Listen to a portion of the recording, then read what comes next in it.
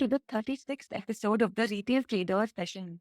I'm Kavita Agrawal, the founder of EXP-Invest, and today we are going to talk about risk management strategies for swing traders. Now, the series that we do, Retail Trader Special, the idea is to bring to you knowledge about swing trading so that you yourself can become a better trader. The whole purpose is to teach you things in a step-by-step and in a methodical manner so that you can go back and apply all of those strategies, those dashboards, and those approaches to seek success in swing trading. Today, how we are going to approach this session is because risk management is something that I have talked about repeatedly. I've also done presentations in the past. Today, to take a bit of a different approach, we are going to make the presentation live so that you can absorb the concept and you can adopt them in a better manner. So I'm going to share my screen and I'm going to start talking about, firstly, the different types of risks that you need to be aware of, and then how to manage those risks. So let's begin. The first one that can affect you is, despite of your best efforts to do the analysis, to allocate capital properly, there's always something that can happen in the market which is totally out of your control. For example, say let's take the example of the Adani stock. A lot of people had a lot of money invested, especially the retail traders. But then out of the blue, a company of US published a huge report calling the company fraud, the entire group, the promoters, everybody fraud. As a result, what happened? Retail traders lost nearly 60 to 80% of their value in the share, right? So that is what is called market risk. And this can happen at any point of time. What is the second risk that can affect you? When you go into initiating position, one risk that you face is liquidity risk. How can you face liquidity risk? Suppose you go into buy a position, your buy order does not get put, or you go into sell a position, but your sell order does not get put. How do you mitigate this particular risk? Always, for the purpose of swing trading, choose those stocks which have certain volume or which are above a certain market cap threshold. If you go for stocks which are penny stock or micro stock, there's a huge chance that you're going to get stuck into position. How do you take care of liquidity risk? You need to make sure that the spread of your position is not more than 0.5% of the current market price. Now, what is spread? The spread is the difference between the buy price and the sell price. When you look at the market depth, look at the bid and the ask. The difference between them should not be more than 0.5%. When a stock is illiquid, the spread is massive. It can be 2 to 3% also. Liquidity risk can still happen if the market becomes very, very volatile and suddenly nobody wants to either buy the stock or sell the stock. The next risk that affects you that you may not know of unless you do some past trade analysis is the behavioral biases. Now, what is the risk of behavioral biases? Biases like overconfidence bias, herding bias, anchoring bias, they all force you to believe that you're making the right decision, but ultimately you stand to lose. How do you mitigate them? Just last week, I did a very detailed session covering 3 important biases, how to identify them and how to mitigate them. But for viewers today, I'm going to summarize it quick. Overconfidence bias, it can be dealt with if you look at your analysis in an objective manner and listen to people who have a counter opinion to your analysis or your outcome. Herding bias can be dealt with if you stop listening to what others are doing and just start depending on your own analysis. People depend on TV analysts, newspapers, magazines, WhatsApp groups, Facebook groups, or random colleagues to make their trading decisions.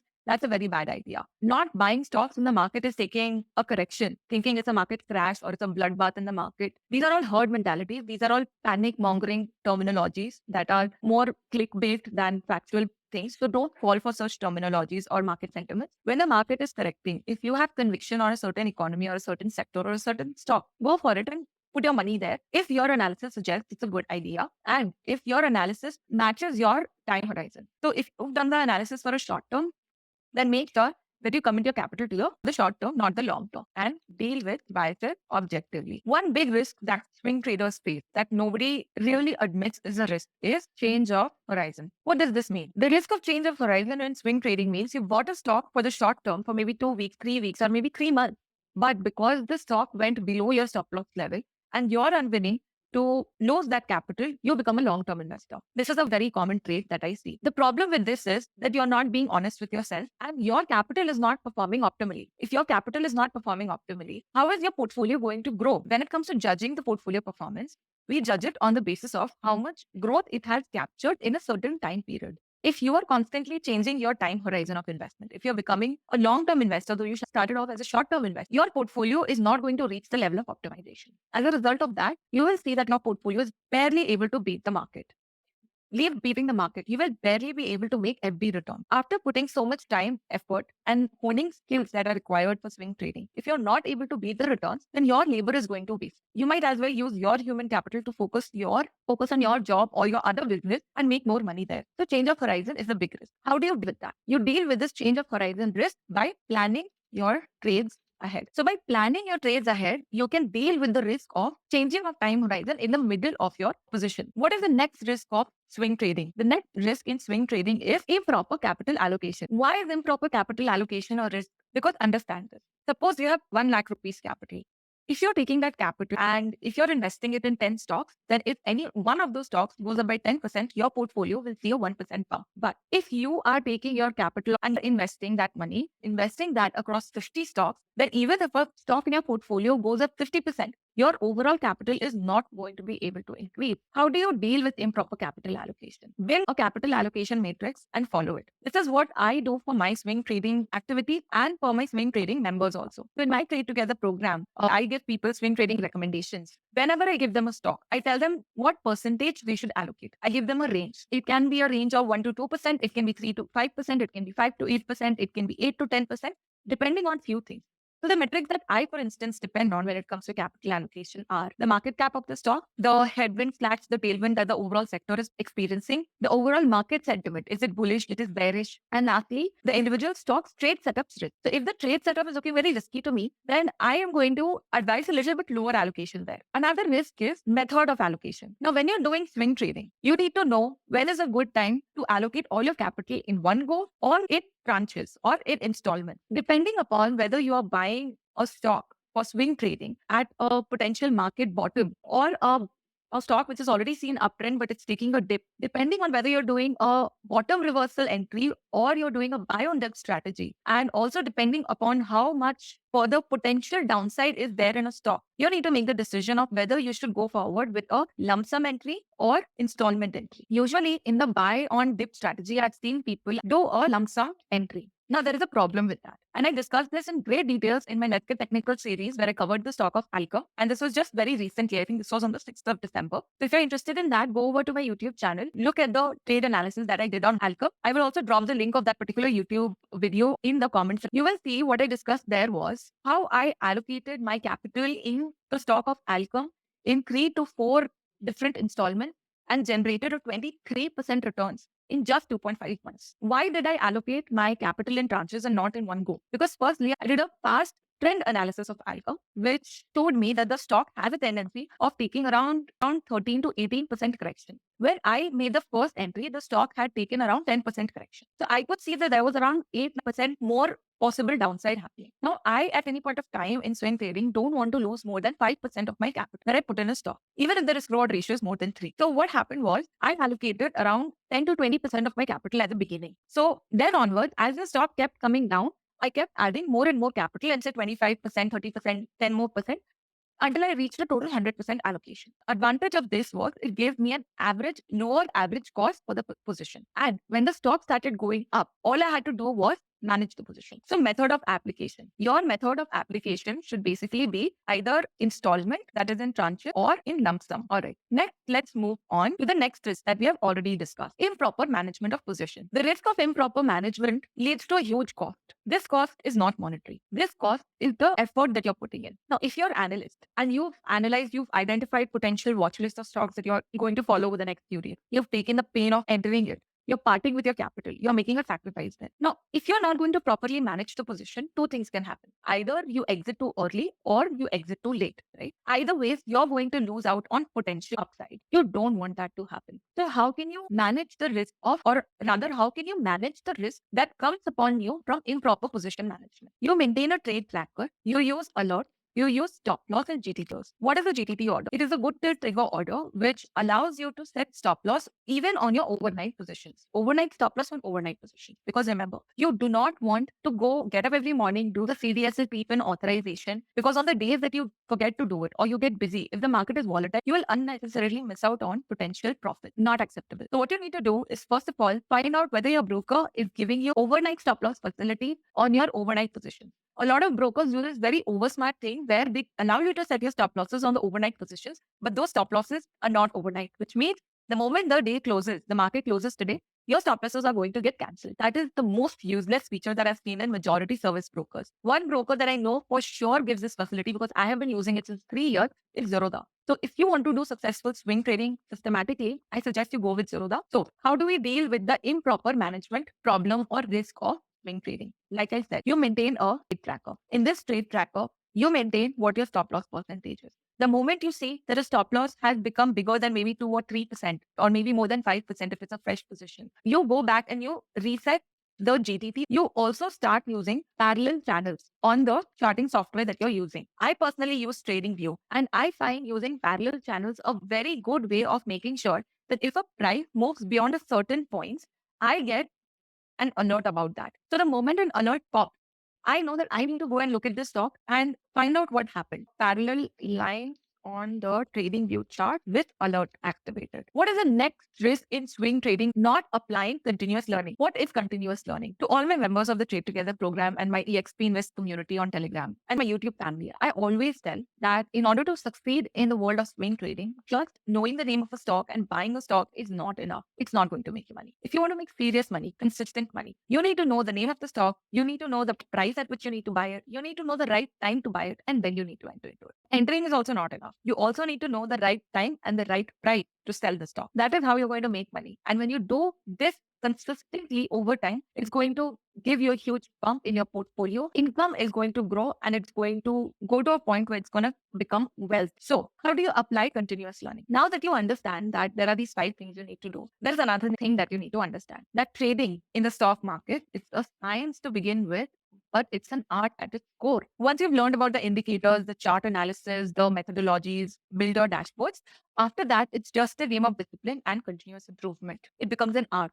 The more you practice, the better you get. So how do you implement this continuous learning? This continuous learning can be best implemented by having a system in place. The most effective tool for this is going to be your trade tracker. In this trade tracker, there are certain columns that you're going to build. For example, the 6 most obvious columns are going to be the name of the stock, the quantity that you bought, the cost price, the buy date, the sell date, and then the sell price. This is the most obvious thing. And this tracker you're going to maintain every single day, and you're going to make manual entries in this. You know why? Because making manual entries takes time. And you're going to realize that when it's getting overwhelming for you to maintain a trade tracker, clearly you are indulging in over trading. So it's automatically going to put a restriction on you that, you know what, don't do a lot of trading because it's becoming too much work. And it should be too much work for you, because if you're not fulfilling the requirements of your system, that is entering your trades in your trade tracker and going and doing your past trade analysis, you're not doing a good job as a swing trader. So apart from these 6 entry-based columns, there are going to be other columns in the trade tracker. One is going to be for your profit and loss, to show you what is the profit or loss that you gain. So there will be the amount profit and loss, there will be the percentage profit and loss. The next thing that will be there is the last traded price. The last traded price column is always going to be linked to the actual market price. Now, if you're wondering how to make Excel linked to actual market price, I don't have an answer for that. If you use Google Sheets for your trade tracker, then you can connect that with the internet using the Google Finance formula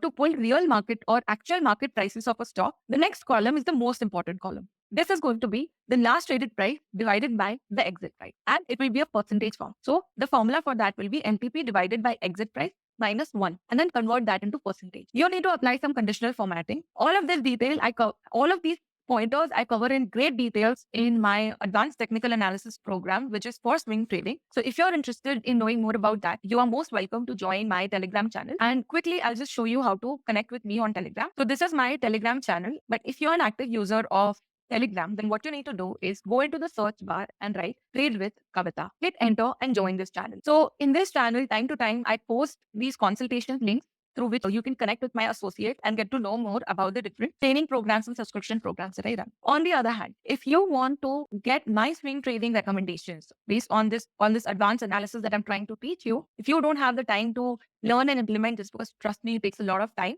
to learn, give it minimum 5 years to reach a point of independence. We pretty much covered every kind of risk that is out there. And in covering these risks, I have also covered step-by-step processes of how to become a good trader. But there is one risk that I absolutely need to cover, and this I think a lot of people also suffer from: overanalysis. So if you are using way too many indicators on your chart, if you are listening to way too many experts, if you're participating in way too many different kinds of trading, you are not optimizing. Understand this. You need to focus your attention. You need to work with a limited number of indicators, limited number of analysis methodologies, and you need to do limited trading. If you think that you can do long-term investing and swing trading and keep some capital aside for intraday trading and do some options trading, you are going to get no. Commit yourself to one type of trading. If you want to do options trading, do it. If you want to do intraday trading, do it. I personally would not recommend you to go either of those ways. Why? Because the landscape there is completely tilted against you. There are big players there with a lot more money than you, much more sophisticated systems than you, faster systems than you, and way like teams of much more expert people than you. So there, it's going to be an extremely outlier event if you happen to make yourself consistently successful. You will see in the world of options trading and inter trading, a very common theme repeats is that people make money for a few days, but then there'll be 1 or 2 days when they lose everything. They lose all their profits and a little bit more capital over and above that. You don't want that to happen to you. So be wise and stop firstly over analyzing. Stop using too many indicators. So when it comes to choosing indicators for your analysis, you don't need to use 3 different momentum indicators, 2 different volume indicators, or 3 different price indicators. I personally only use RSI, moving averages, and volume histograms. And that is enough for me. That gives me such huge volume of information on the price and momentum that it's overwhelming to already absorb these, process them, and make my trading decisions. I honestly don't feel the need for anything more in the system. These 3 indicators combined with systems like scanners and trade trackers, they give me a very holistic way of, they give me a very step-by-step process of participating in the stock market. I'm going to add one more risk for you, the risk of using leverage. A lot of people use leverage because you are only thinking about the upside of using leverage. But when it comes to trading, you need to understand that using leverage attracts much more higher costs than using your own cash. Using leverage introduces biases into your trading system because it gives rise to fear, because now your risk taking ability has reduced. Because the 3% risk is no longer 3% risk. Depending on how much leverage you've used, the 3% fluctuation in price actually might mean 6% or even 9% risk for you, depending upon the proportion of leverage that you apply to your trading. If you want to focus entirely on price and volume activity and make money, that is, do proper swing trading, it's very important that you use the capital that you already have, that you can really afford to lose. If you have funds which you need to earmark for your child's education, for your next home, for your son's wedding, it is not a good idea to bring that to the stock market and deploy it. Because think about it like this. There are way smarter people in the market, and this is the market of money. People are competing to make money. At the end of the day, the stock market is a zero-sum game. So if you want to be profitable, it means that you're going to have to take money from somebody who's really smart, systematic, and disciplined. So if you're going to use leverage, it is going to reduce the limited advantage that you have. So your skill, your composure can be your advantage here. But if you're going to bring leverage into the equation, you are going against yourself. So do not use leverage. The remedy to this risk is use the capital that you can afford to lose. I want to hear from you. What is the risk that you have experienced in your swing trading? Now, while I pull out the comments and take a look, I want you to give a thumbs up to this live session if you are finding what I am sharing with you useful and applicable. So Akash says risk of uncertainty. How do you deal with this risk of uncertainty? By skewing the probability of success in your favor. How do you skew the probability of success in your favor? Now, there is a very neat trick for this. This trick is called risk-reward ratio. So when you're planning your trade, you need to make sure the target percentage which this trade setup is offering you is at least 3 times of the stop loss percentage that you're going to have to apply. So, right? It shouldn't be more than 5%. If your stop loss is 5%, your minimum potential target has to be 15%. When you commit yourself to making sure that the risk reward ratio for every single trade that you get into is at least 3, the probability of success is going to skew in your favor. Make sure that every entry that you do has a risk reward of more than 3. In the market in general, there are thousands of opportunities at any point of time. You need to participate in the best possible opportunities because you have limited capital. Now, a stock giving 1% upside is also an opportunity. But if you have to risk 3% of your capital, that's a terrible trade to go in for, even though that 1% is an opportunity. When you commit yourself to the risk reward ratio of 3, you will see the bad quality trades no longer make you feel excited or compel you to get into the trade, commit your capital. You need to respect your capital more, and you need to make sure that whenever you start to trade, it has a risk reward ratio of minimum 3. With this, what's going to happen? This risk of uncertainty is still going to be there. But now, because you're committing yourself to a certain standard, the overall performance of your entire portfolio is going to get elevated. This change takes a little bit of time to apply because you're going to have to practice a lot of self-control. But trust me, this is the formula of success.